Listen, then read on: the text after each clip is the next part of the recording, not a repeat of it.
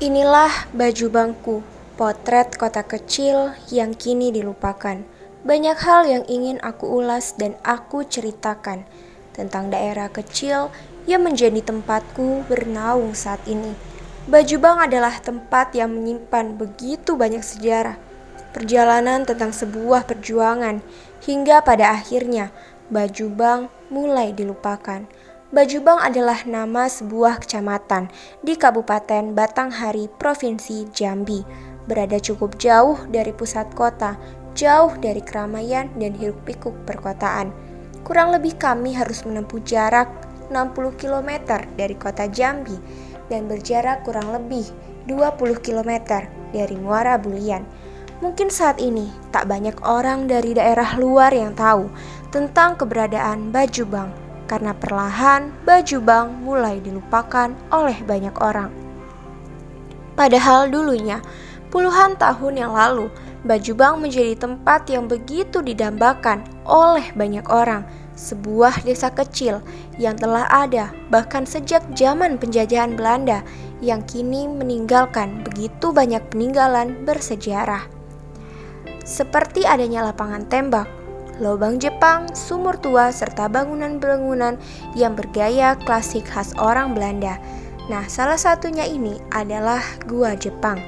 Masyarakat sekitar menyebutnya sebagai Goa Jepang atau Lubang Jepang, karena memang goa ini sudah ada dan dibangun sejak zaman masa penjajahan Jepang di Indonesia. Dari berbagai sumber tokoh masyarakat sekitar yang saya dapatkan, lubang ini sendiri dibangun oleh pemerintah Jepang setelah mereka berhasil mengusir penjajah dan penguasa Belanda dari Bajubang. Sampai saat ini, tak banyak masyarakat yang tahu pasti ada apa di balik gua Jepang ini, karena saat ini gua itu sudah tertimbun oleh reruntuhan tanah.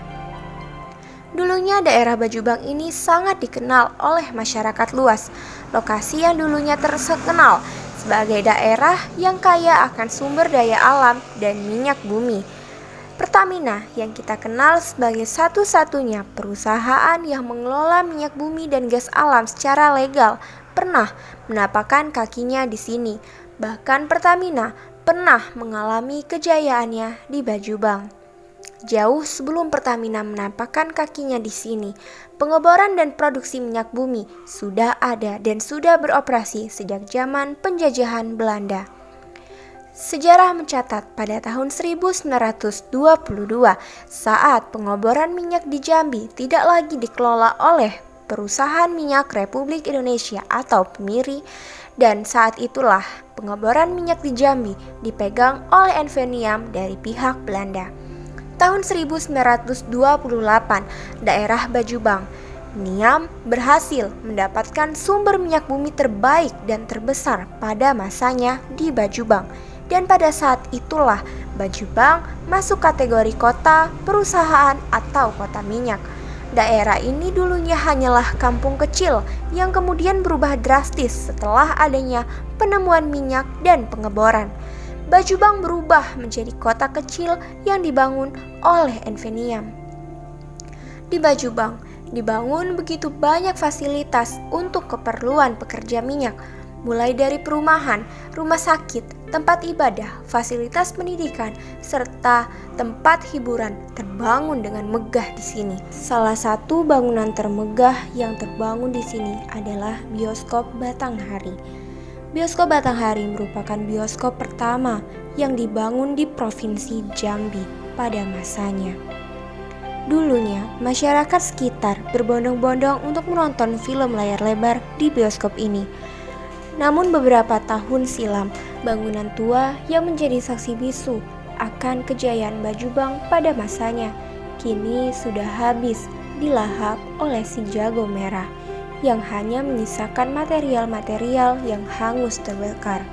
Sebelum gedung tua ini terbakar, masyarakat sekitar masih memanfaatkan keberadaan gedung tua ini sebagai tempat untuk mengadakan beberapa acara seperti acara perpisahan sekolah dan juga acara pernikahan. Tepat belasan tahun yang lalu, saat Pertamina yang mendapatkan kejayaan di sini perlahan mulai meninggalkan Bajubang, karena keberadaan minyak bumi sudah tidak bisa lagi diharapkan. Bajubang yang dulunya menjadi pusat perkantoran kini dipindahkan ke Kenali Asam Atas, Kecamatan Kota Baru, Kota Jambi. Karena pusat perkantoran dipindahkan, banyak staf-staf petinggi serta karyawan Pertamina juga perlahan ikut meninggalkan Bajubang. Sehingga kini Bajubang keberadaannya bagai kota mati yang tampak sepi. Bajubang lambat laun meredup, keberadaannya mulai dilupakan. Kondisi masyarakat pun cukup memprihatinkan. Kehancuran di sepanjang ruas jalan kini terlihat jelas. Namun beberapa waktu belakangan, jalanan di Bajubang sudah mulai diperbaiki. Namun kerusakan masih terlihat di beberapa titik jalan. Bertahun-tahun, masyarakat Bajubang hidup dengan kondisi jalanan yang rusak parah. Pada masanya, segala sarana dan prasarana serta aset-aset yang ada dimanfaatkan sebaik mungkin oleh masyarakat sekitar. Namun kini, seiring berjalannya waktu, peninggalan yang ada perlahan mulai hancur dimakan usia. Bangunan-bangunan tua itu sudah banyak yang ditutupi oleh semak belukar dan kondisinya sudah benar-benar tidak bisa dimanfaatkan lagi. Banyak harapan dari masyarakat sekitar yang berharap Bajubang bisa kembali bersinar seperti sedia kala. Namun harap hanyalah sekedar angan, karena kini kenyataannya Bajubang bagi kota mati yang mulai dilupakan.